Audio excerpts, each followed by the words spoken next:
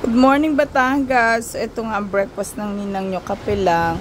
So, andito tayo sa balcony natin ng ating pinag-stayan. So, as you can see, sa Batangas, wala po talagang sobrang puti na buhangin. Pero, yun lang yung pagkakaiba dun sa ibang mga resorts. So, ito yun siya. Nakaano kami. We rent a villa. Like 4-bedroom villa. Yeah, may swimming pool na. Tapos, beachfront din. Ayan yung baba natin, guys. So, meron doon. So, na-videohan ko naman siya kahapon. So, ito yung breakfast natin. Ayan yung ating So, nagkakape-kape lang tayo dito.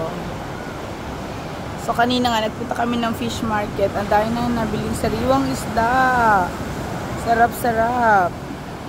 Have a lovely morning, guys. Inom tayo. Almusal na kayo.